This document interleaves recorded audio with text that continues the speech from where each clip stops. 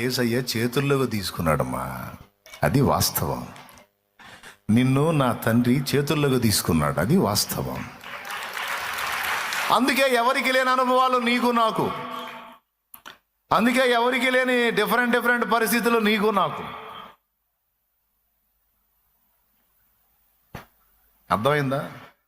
మన మామూలుగా విరిగితే విరిగినట్టు, లేకపోతే విరగొట్టి దీవిస్తాడు. దేవునికి స్తోత్రం. ఎందుకంటే మోకాళ్ళు వేసిన ప్రతిసారి ప్రభువా నన్ను ఆశీర్వదించు, ప్రభువా నన్ను దీవెనకరంగా చెయ్యి అంటావు కదా. అడుగుతావాడు, అబద్ధం అడుగుంది. మోకాళ్ళు వేసినప్పుడు ఏమంటాడు? ప్రభువా నన్ను దీవించు తండ్రి, నన్ను ఆశీర్వదించు తండ్రి. ఇంత దీనంగా కూడా అడరు కొంతమంది. యేసునామములో దీవించు ప్రభువా తండ్రి, హల్లెలూయా. అధికారికంగా కదా దీవించమని అడిగిన ప్రతిసారి రాయబడింది. దీవించమన్న ప్రతిసారి, ఆశీర్వదించమన్న ప్రతిసారి రాయబడింది.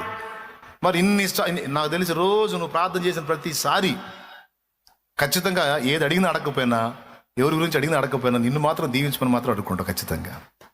చివరిలోనైనా సరే ప్రభా నన్ను దీవించను, లేకపోతే మళ్ళీ దీవించడం ఏమని భయం, నన్ను ఆశీర్వదించు తండ్రి అని అడుక్కోకుండా మాత్రం ఉండం. మరి అప్పుడు ఆశీర్వదించమని రొట్టె అడిగినప్పుడు మరి యేసయ్య ఏం చేయాలా? చేతుల్లో తీసుకోవాలి, విరవాలి. మోషే అలా ఆశీర్వాదం పొందగోరాడు.